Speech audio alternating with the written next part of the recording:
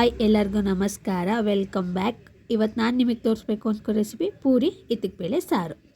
ಮೊದಲನೇಗೆ ಇತ್ತಿಗೆ ಬೇಳೆ, ಅದಕ್ಕೆ ರುಬ್ಬಕ್ಕೆ ಏನೇನು ಬೇಕು ನೋಡ್ಕೊಳ್ಳೋಣ ಬನ್ನಿ. ಒಂದು 3 ಈರುಳ್ಳಿ, ಒಂದು 2 ಎಸಳು ಬೆಳ್ಳುಳ್ಳಿ, ಸ್ವಲ್ಪ ಶುಂಠಿ, 2 ಟೊಮೊಟೊ ಹಣ್ಣು, 3 ಥರ ಮಿಕ್ಸ್ ಮೆಣಸಿನ್ಕಾಯಿ, ಕಾಯಿ, ಕೊತ್ತಂಬರಿ ಸೊಪ್ಪು.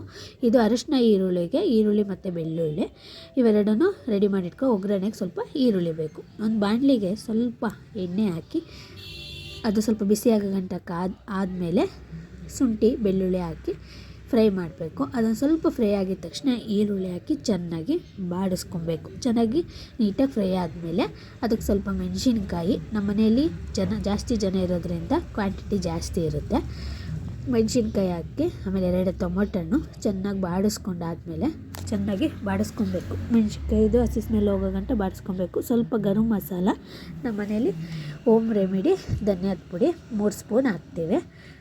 3 ಸ್ಪೂನ್ ಧನಿಯಾ ಪುಡಿ ಹಾಕಿದ್ಮೇಲೆ ಚೆನ್ನಾಗಿ ಮಿಕ್ಸ್ ಮಾಡ್ಕೊಬೇಕು. ಅದಾದಮೇಲೆ ಕಾಯಿ, ಕೊತ್ತಂಬರಿ ಸೊಪ್ಪು ಸ್ಟವ್ ಆಫ್ ಮಾಡಿದ್ಮೇಲೆ ಮಿಕ್ಸ್ ಮಾಡಿಕೊಂಡು ಸ್ವಲ್ಪ ತಣ್ಣಗಾಕಬಿಟ್ಟು ಅಷ್ಟರಲ್ಲಿ ಅರಿಶಿನ ಈರುಳ್ಳಿಗೆ ರೆಡಿ ಮಾಡ್ಕೊಳ್ಳೋಣ ಬನ್ನಿ. ಈರುಳ್ಳಿ, ಸ್ವಲ್ಪ ಬೆಳ್ಳುಳ್ಳಿ, ಸ್ಕಿಪ್ಪಾಗಿದೆ ಅರಿಶಿನ ಹಾಕ್ಕೊಂಡು ಈ ಥರ ರುಬ್ಕೊಳ್ಳೋಣ. ಈಗ ಒಂದು ಬಾಣಲಿಲಿ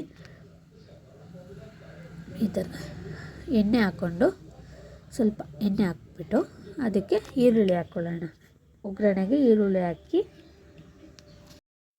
ಈರುಳ್ಳಿ ಸ್ವಲ್ಪ ಫ್ರೈ ಆಗಲಿ.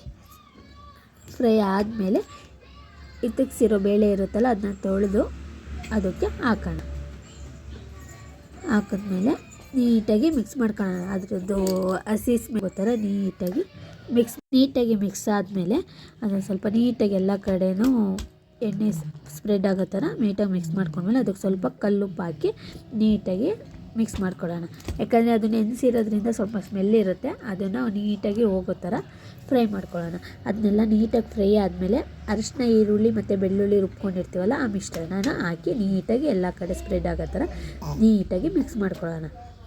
ಅದಕ್ಕೆ ಸ್ವಲ್ಪ ಮಿಕ್ಸಿ ಜಾರಿಗೆ ಸ್ವಲ್ಪ ನೀರು ಹಾಕ್ಕೊಂಡು ಅದನ್ನೇ ಅಲ್ಲಾಡಿಸಿ ಅದಕ್ಕೂ ಹಾಕೋಣ. ಅದಕ್ಕೆ ಹಾಕಿದ್ರೆ ಏನು ವೇಸ್ಟು ಆಗೋಲ್ಲ, ಚೆನ್ನಾಗೂ ಇರುತ್ತೆ. ಅದಕ್ಕೂ ಬೇಯೋಕ್ಕೆ ಸ್ವಲ್ಪ ನೀರಿನ ಅಂಶ ಸಿಗುತ್ತೆ.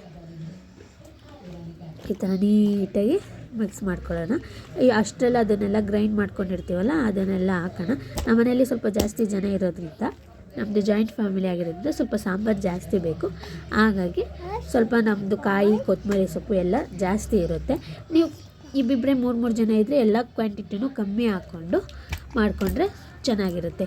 ಎಷ್ಟು ಚೆನ್ನಾಗಿರುತ್ತೆ ಅಂತ ಇತ್ತಿಗೆ ಬೇಳೆ ಸಾರು ತುಂಬಾ ಚೆನ್ನಾಗಿರುತ್ತೆ. ಅದರಲ್ಲೂ ಮುದ್ದೆಗೆ, ಅನ್ನ ಸಾರಿಗೂ ಚೆನ್ನಾಗಿರುತ್ತೆ. ನಮ್ಮ ಮನೇಲಿ ಪೂರಿ ಮಾಡೋಣ ಅಂತ ಅಂದ್ಕೊಂಡು ಹಾಗಾಗಿ ಪೂರಿ ಮಾಡಿದ್ದೀನಿ.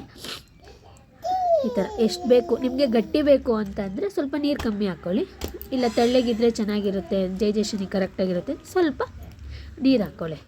ತುಂಬಾ ಟೇಸ್ಟ್ ಚೆನ್ನಾಗಿರುತ್ತೆ. ಒಂದು ಸಲ ಟ್ರೈ ಮಾಡಿ ನೋಡಿ, ಹೇಗಿತ್ತು, ಚೆನ್ನಾಗಾಗಿದೆಯಾ ಅಂತ ಕಮೆಂಟಲ್ಲಿ ತಿಳಿಸಿ. ಹೀಗೆ ಹೊಸಬ್ರಿಗೆ ಸಪೋರ್ಟ್ ಮಾಡ್ತೀರಿ, ಪ್ಲೀಸ್ ಸಬ್ಸ್ಕ್ರೈಬ್ ಮಾಡಿ.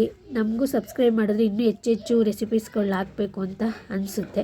ಪ್ಲೀಸ್ ಹೀಗೆ ಸಪೋರ್ಟ್ ಮಾಡ್ತೀರಿ ಫ್ರೆಂಡ್ಸ್. ಬಾಯ್, ಎಲ್ಲರಿಗೂ ನಮಸ್ಕಾರ.